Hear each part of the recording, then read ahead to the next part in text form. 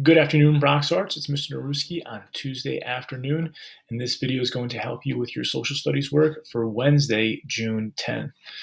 I know I didn't get a chance to see you guys today because of our testing, but we are talking about the Civil War, the North versus the South, the Union versus the Confederacy. We're going to kind of carry on that message for the next few days. What was the Civil War all about? And we're going to look at a lot of different experiences when it comes to the people and different groups during the Civil War. So I know the last time that we talked, you filled out a map that looks like this, and we looked at some of the early battles in the Civil War. We saw how the Confederates kind of fired the first shots of the Civil War, how they kind of hit the Union forces by surprise at Fort Sumter. We saw that now this is now the start of the Civil War in 1861. President Lincoln calls on all these volunteers to fight, and then he enforces this Anaconda plan to suffocate the South so nothing can go in and nothing can go out, especially cotton. That does not stop the Confederates from fighting, and we see in July the first true battle of the Civil War, and that is fought between the Northern forces and the Southern forces in Virginia at a place called Bull Run. The Union Army is marching towards Richmond, Virginia. The Confederates put up a fight, and they're victorious. They win the first true battle of the Civil War. We now figure this out. This is not going to be a short war. This is not going to be over quickly. It is going to be a long and bloody war. And it seems like the Confederates are determined and can win on their soil. They're not afraid to fight. They have incredible generals, and they seem like they have a better strategy on how to win the actual fighting. The war will start to see some patterns start to happen. At the beginning, the South has the advantage. The Confederacy seems to have the advantage. As the war moves on, we're going to start to see how the North starts to chip away. And one of their first victory actually happens on the opposite side, and that is at the Battle of Shiloh in Tennessee, where we see a new character, an important figure in this Civil War start to make a name for himself, and that is General Grant, Ulysses Grant, who become the most decorated general in our country since George Washington. And he is going to gain a major advantage in a place called Shiloh.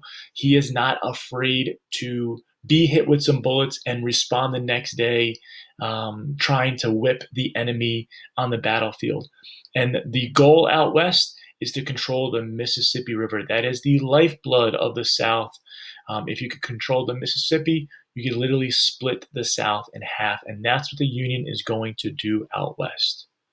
A major battle unfolds back in the East, and that battle is called Antietam, and you could find that in Maryland. It is one of the two battles that's fought on Northern soil. The Confederates need a victory on Northern soil, hoping that this is going to either bring some more friends to their cause or might even cause the Union to stop fighting.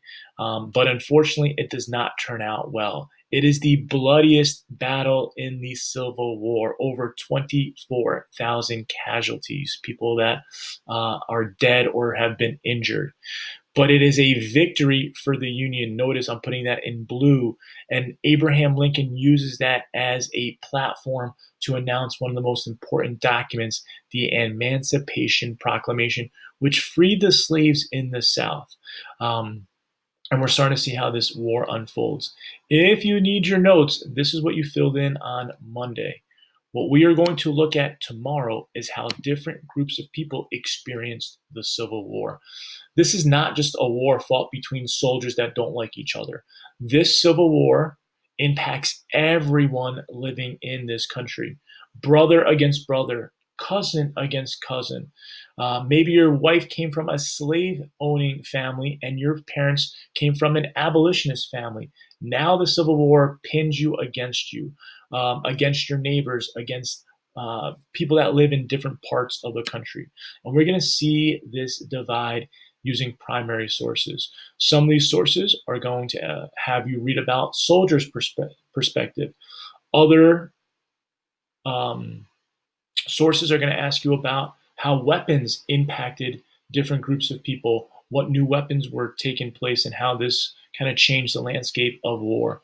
We're going to see how medical surgeries and hospitals start to become a little more important as opposed to outdated and primitive. We're going to see African Americans fight, being called to fight for their freedom and their country.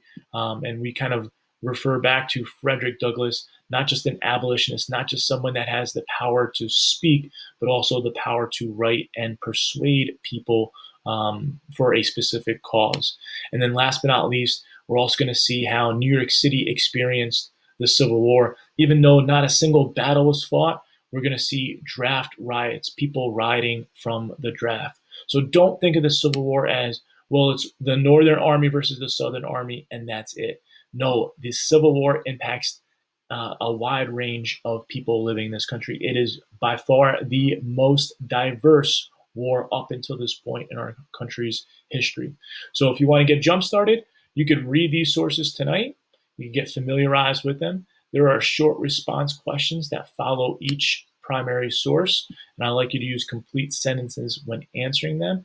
If you need any help with this, please swing into our Google Meet tomorrow at 9:30. If not, we're going to go through some of this together tomorrow as part of our work. Guys, have a great evening, and I will see you tomorrow.